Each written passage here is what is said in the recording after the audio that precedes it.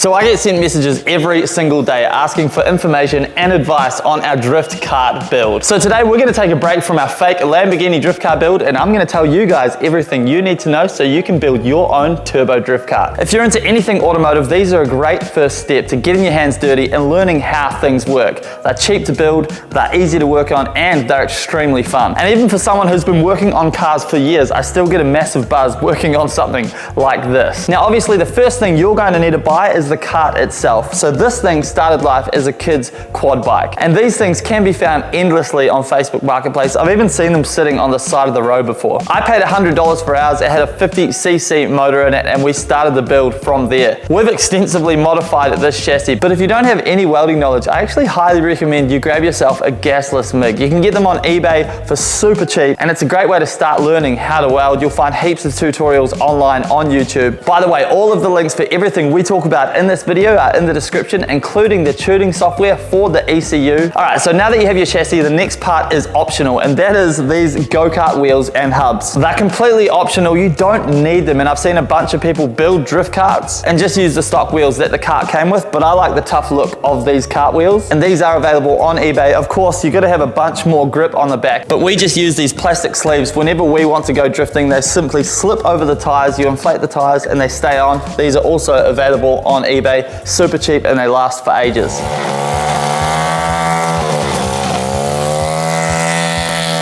Alright, next up we're going to talk about what spins the rear wheels, and that is of course the engine. So we started off with the 50cc two-stroke engine that came in this kart. We abused the absolute hell out of it, and it was a lot of fun. They're actually pretty quick, and with the plastic sleeves on, they're more than capable of drifting. But of course, as it always goes, we always want more power. So I moved up to the 125cc Lifan style motor. That's the same style as this one here. This is the 150cc motor, but the links are in the description for those.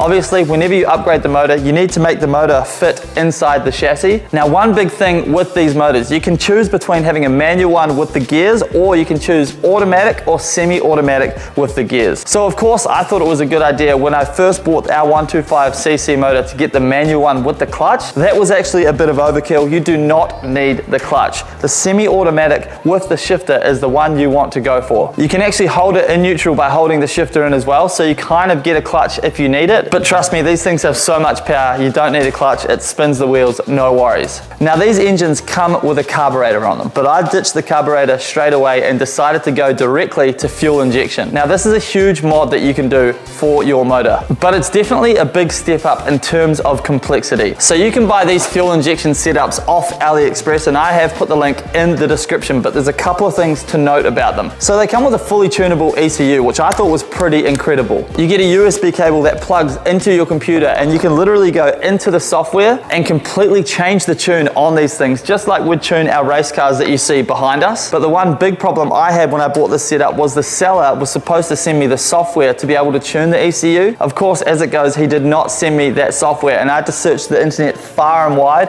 and I actually couldn't find it until I dug deep into a forum, emailed someone from that forum, and finally they sent me the tuning software. I just got really lucky with that. So for you guys, I'll put the tuning software in a link in the description, and also I'll put my base map for my tune on the 125cc turbo motor. That should save you a bunch of time. These EFI setups come with everything you need. They've got a throttle body with a TPS on them. They've got an aftermarket coil, a key switch, and all the wiring that you'll need to convert your motor to EFI, which I think is pretty incredible. They also come with a fuel pump, but you will need to make or find your own fuel tank. And of course, they include the fuel injector as well. All right, let's talk about the most exciting part of this whole build process, and that of course is the turbo. Look at that.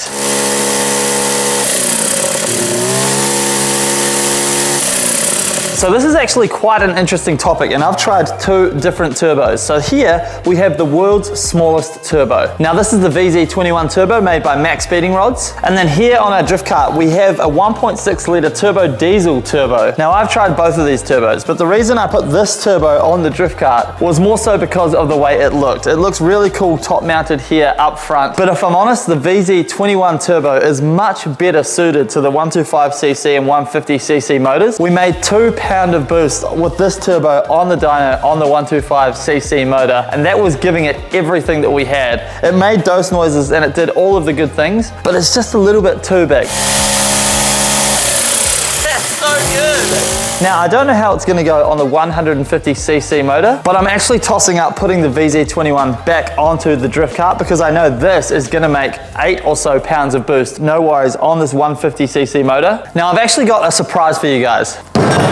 So this is day 4 of the 12 days of Mikemas, where I give away something in every single video, and I'm doing daily vlogs, which by the way is absolutely killing me, so hit that subscribe button. And yesterday's prize is the old steering wheel from the BMW E36 competition car. Shout out to Shock Customs, congratulations, you have won that steering wheel. As always, I appreciate the advice, and today I'm giving you guys a chance to win this VZ21 Turbo. All you have to do is comment below and tell me what you would put this turbo on, and you could be in to win this turbo. Good luck. Of course, the link for both turbos is in the description, but to make your turbo spool, you are going to need a turbo manifold. So the turbo manifold is the thing that connects the motor to the turbo. I kept it super simple with this one. We will be redoing it a little bit for our new motor. The other thing you're going to need are turbo oil lines. They are the lines that go from your engine to your turbo. And there are of course the optional extras like the intercooler and the intercooler piping. You definitely need some kind of exhaust. Obviously we went way over the top with this thing. But no matter what you do, I highly recommend you build one of these. They are so fun and a great way to get your foot into the automotive world. But that is the end of this video. Something a little bit different, but I hope it was educational to you guys in some way, shape or form. Tomorrow's video is going to be a live stream, so jump onto that if you are around, and then we're straight back into the fake Lamborghini build.